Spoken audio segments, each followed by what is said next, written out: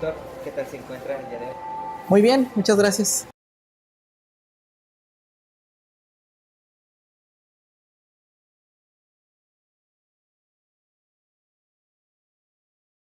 Bueno, muchas de las cosas que nosotros estamos acostumbrados vienen de una área que podríamos verla como común, que es señales y sistemas.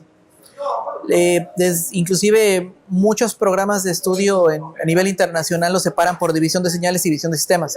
Usualmente la gente que hace señales trata un poco más la forma de verlo como lo ve la gente de comunicaciones, como lo ve la gente de algunas áreas de electrónica, y la gente que está un poquito más vinculada a mecatrónica se va por sistemas. Sin embargo, hay cosas que son bastante comunes. Inclusive si uno ve los planes de estudio, pues hay muchas cosas que son que las vinculan, ¿no? Y hasta parecería que es lo mismo. Sin embargo, el enfoque que se le da es donde empieza a cambiar. Mientras que a unas personas les importa el enfoque espectral de una señal, a los otros les importa que la señal converja a algún lugar, y a otras personas les interesa saber qué dice la señal, mientras que a otras les dice cómo puedo modificarla, ¿no?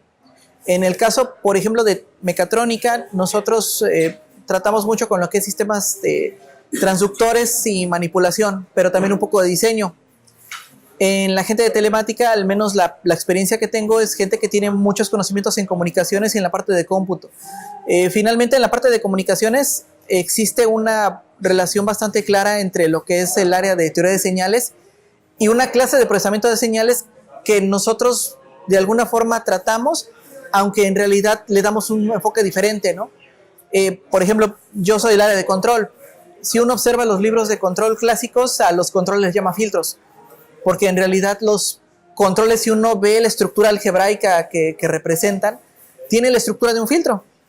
Pero la gente de comunicaciones, o en particular la gente telemática, a lo mejor no le importa tanto la estructura de la que desea llegar, sino la estructura de filtro en sí, mientras que estamos trabajando los dos grupos de investigación tal vez con cuestiones de filtros, ¿no? Solamente que la aplicación, el enfoque y la forma en la que se ve es donde empiezan las cosas en perspectiva. Por ejemplo, en la parte de robótica, que es un sistema sumamente interdisciplinario, usualmente la gente de mecatrónica es la que se encarga como de decir esta área es mía, ¿no? Porque vemos la parte de diseño, porque vemos la parte de manipulación, vemos la parte de aplicaciones en cuanto a algunas cosas. Pero, por ejemplo, cuando uno ya empieza a ver que esas aplicaciones, cuando se empieza a ver en gran escala, tiene mucho que ver con el procesamiento de señales, con las comunicaciones, con cómo esas señales se van transmitiendo, la colaboración de los sistemas, y algo muy delicado que es el transporte de la información en los mismos, pues uno se percata que el conocimiento que uno tiene de ellos a lo mejor podría haberse complementado con lo que ve la gente en telemática, ¿no? Mientras, por ejemplo, hay muchas soluciones que en nuestra área las abordamos de una forma y que la gente de otras áreas lo resuelve, pero a lo mejor con un tratamiento analítico menos, digamos, menos pomposo, y resuelven el problema, ¿no? Y a veces pasa lo mismo. Nosotros a veces no le damos tal vez esa misma importancia a algunos problemas, y es justamente donde las cosas empiezan a tomar auge, ¿no? Actualmente en robótica existen muchas áreas que empiezan a desarrollarse. Una es la robótica cooperativa y la otra es lo que es la robótica de enjambres o swarming robotics, donde una de las cosas más importantes es sobre todo ver qué nivel de comunicación tenemos entre los sistemas robóticos que tienen un cierto nivel de autonomía.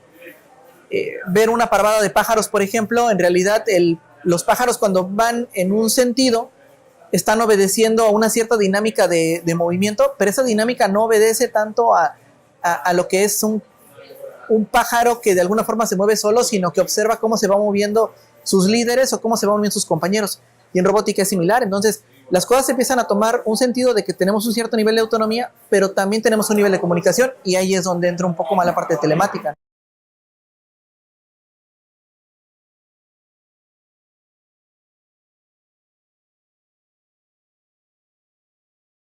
Bueno, por ejemplo, en la parte del control de sistemas con retardo, la transmisión de las señales es muy importante.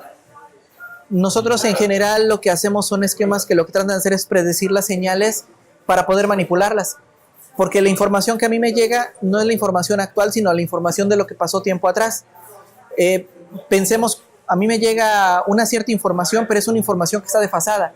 Entonces, yo de alguna forma tengo que reaccionar pensando en adelantarme a eso. Entonces, ¿cuál es la naturaleza en general de esos problemas? Muchas veces en sistemas químicos es la naturaleza de la misma ecuación que denomina la dinámica del sistema en sí, pero hay otros sistemas donde lo que afecta es el retardo en transmisiones. En robótica pasa más o menos seguido. Cuando alguien hace una teleoperación, en un cierto sentido, uno puede manipular y que lo demás simplemente actúe, pero también hay veces que el sistema al que yo estoy controlando me da una respuesta. Eso le llamamos control bilateral. Si yo deseo hacer por ejemplo, una telecirugía, estoy cortando algo, pues a mí me interesa que esa información me llegue al momento. Porque imaginemos que estamos cortando tejido, pues yo me puedo pasar, ¿no? Porque siento que no he llegado al lugar. Entonces ahí es donde las cosas empiezan a tomar importancia y donde una buena tarea ya no solamente depende de lo que hagamos en el área del mecanismo, en el área de que manipule tengamos que hacer, sino que también esta transmisión de señales haga lo que tenga que hacer. Pero no solamente eso. Si yo quiero que las cosas se procesen rápido, la calidad de cómputo, el algoritmo empleado, la forma en la que procesamos, inclusive la arquitectura de cómputo con la que trabajamos, se vuelve importante y nosotros estamos un poquito ajenos a eso. No porque no podamos hacerlo, a lo mejor sí, a lo mejor no, sino porque no tenemos el nivel de especialización. Y es ahí donde los grupos interdisciplinarios se apoyan, ¿no? Y justamente la gente que tiene, pues, un poquito más de bagaje, un poquito de más conocimiento y formas de resolver esos problemas, pues uno le pueden brindar esas opciones y esas herramientas que a lo mejor uno no había considerado por falta de conocimiento, ¿no?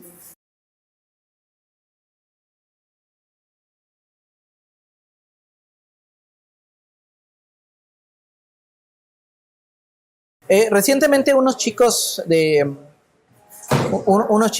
licenciatura participaron en un concurso de Kansas, que son estos satélites que parecen que está una lata de una cierta forma como de una lata grande. Ese problema lo abordó un equipo predominantemente de mecatrónicos. El gran problema que se tuvo, bueno, yo solamente como miembro de ese equipo, uno de los grandes problemas que se tuvo fue la transmisión de la señal, porque no se eligió adecuadamente el sistema de antenas y la forma de transmisión. Actualmente yo estoy trabajando con un par de personas que son de telemática, de hecho un profesor de Lupita y otro profesor que actualmente está en el SIC. Y entonces, pues hablando con ellos me dicen, mira, pudiste haberlo resuelto utilizando esto y esto, ¿no? Y pues los invitamos a participar, ¿no? Para que en la siguiente edición nos fuera mejor. La parte de mecatrónica pues contemplaba la parte del diseño, que la caída tuviera... Ese dispositivo tenía un huevo y caía desde una altura de 700 metros. Entonces uno de los problemas era que cuando tuviera la caída, pues que no se rompiera el huevo, ¿no? Entonces eso tiene un problema de diseño mecánico, tiene un problema de instrumentación, tiene un problema de procesamiento de señales, pero hubo un pequeño detalle con la parte de transmisión de la información. Entonces a veces sí, a veces no. Que los chicos tuvieran la forma de capacidad de hacerlo, por supuesto que sí. A lo mejor fue la experiencia lo que faltó en ese momento, ¿no? Pero es una experiencia que a lo mejor es mucho mayor en gente de otras áreas que pudo haber dicho, pudieron haberlo intentado de esta manera y seguramente nos hubiera ido mucho mejor.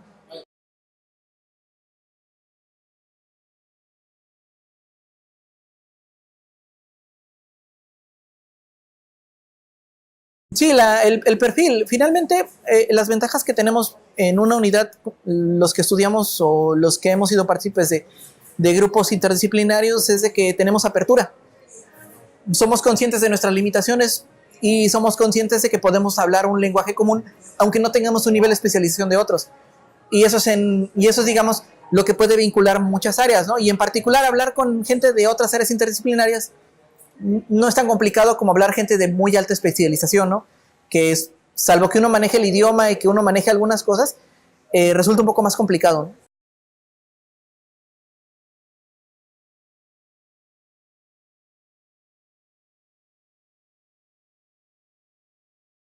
Bueno, una de las áreas de oportunidad es poder trabajar en proyectos que a veces demandan muchas áreas de conocimiento.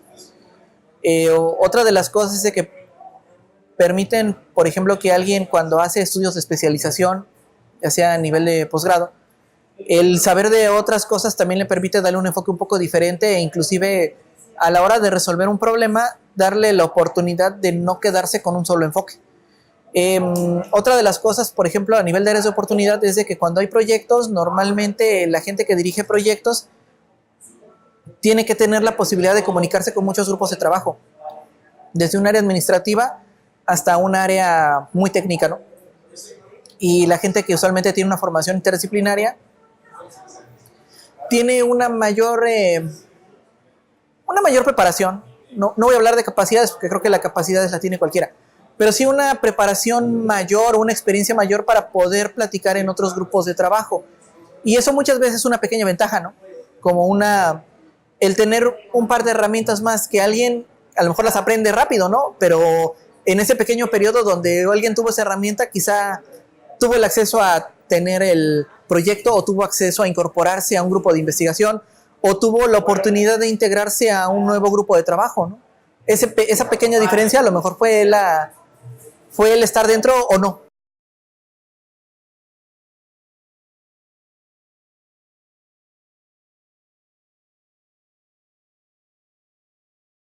Pues lo hemos intentado. Uno de los grandes problemas que tenemos sobre todo aquí es de que la vinculación a veces es complicada. No porque a lo mejor no se tengan las capacidades o no se tengan los grupos, sino que a veces uno mismo no ha tenido esa debida preparación para encontrar los canales adecuados para vinculación. Las empresas usualmente lo que quieren es resolver sus problemas y no apostar a mediano plazo. Entonces, y es válido, a lo mejor tienen una economía que no les permite a lo mejor trabajar a mediano o largo plazo, a lo mejor sí, pero son tomas de decisión. La gente que está en investigación usualmente lo que procura es tener productos a mediano o a largo plazo, pero eso tampoco es que sea propio de México. En México, por ejemplo, existe mucho también el que los productos tienen que salir rápido, mientras recientemente tuvimos no recientemente, ya tiene un poco de tiempo, tuvimos un estudiante que se va de estancia a una universidad en Japón. Él egresado de mecatrónica y él lo que nos platicaba es de que la disciplina para los proyectos a largo plazo era la diferencia, pero él tenía una formación que le permitía dar pasos mucho más rápidos que, por ejemplo, los que se encontraban japoneses de formación en Japón. Por supuesto que eso no quita el mérito personal del estudiante, que seguramente, pues, digamos, lo conozco y sé que era alguien que tenía una capacidad muy alta. Pero también era el asunto de que la gente que tiene un proyecto a muy largo plazo no se preocupa a lo mejor de construir un muro, sino de poner solamente una línea de material. Pero, digamos, eso que tiene que ver con la parte empresarial. Muchos proyectos, por ejemplo, en países desarrollados son convenios con la industria, pero los convenios con la industria no son convenios a un año o a dos, son convenios a veces a muy largo plazo. Y al menos por experiencias de personas que conozco que han estado dentro de ese gremio investigación-industria, ellos mencionan, bueno, a veces uno está trabaja un año, no tiene nada, y le dan el reporte de actividades, y ellos le dicen, no te preocupes, sigue adelante. Van 2 años, no tienes nada, no te preocupes, sigue adelante. Hay un nivel de confianza muy alto, porque además se sabe que la gente que está trabajando son profesionales, igual que la gente de la empresa. Y por supuesto que eventualmente las cosas empiezan a llegar. Eso, pensarlo en un sistema como el mexicano, que a veces no es así pensado a largo plazo, no digo siempre, pero a veces, hace que las cosas sean más difíciles. Porque mientras uno está pensando a mediano o largo plazo, los otros están pensando a corto plazo.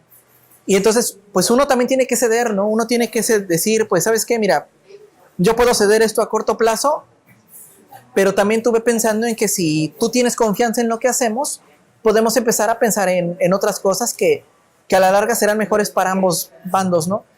Y también es el cambio de paradigma, ¿no? Necesitamos también ceder un poco nosotros, pero también hacen falta esos caminos, esos enlaces que hacen que a veces el perfil de investigación en algunas áreas sea más complicado.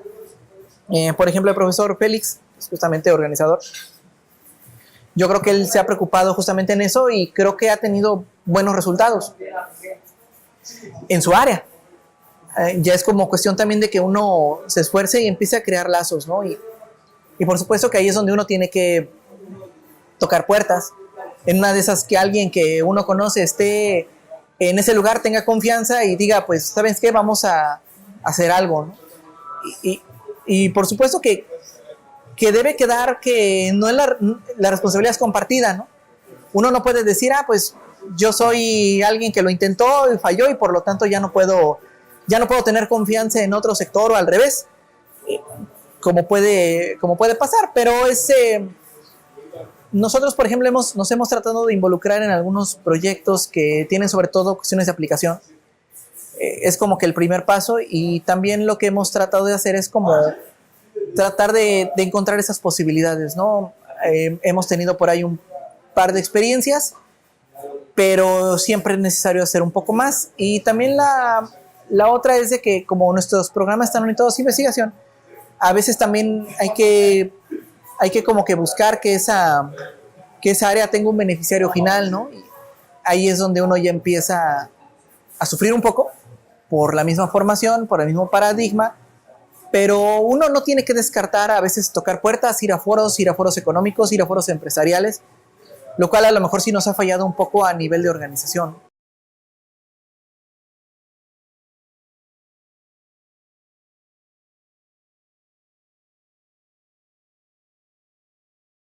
Finalmente es un foro alternativo, ¿no? O sea, hay muchos eventos que son altamente especializados y muchas veces esos eventos no le dan como cabida a ciertos grupos, ¿no? A veces a los sectores interdisciplinarios no se les da esa cabida porque o vas a un foro de una naturaleza o vas a un foro de otra naturaleza. En particular la gente que a lo mejor está tratando de decidir qué quiere hacer en su vida o que está empezando a adentrarse en un mundo, quizá le convenga más un foro que a lo mejor le permita tener una interacción mayor y que le permita tener un contacto que no necesariamente es estrictamente académico o estrictamente empresarial. Yo lo veo bien, yo veo que puede ser una buena combinación y en la medida en la que las demandas al mismo foro se le vayan dando, yo creo que el foro va a ir evolucionando.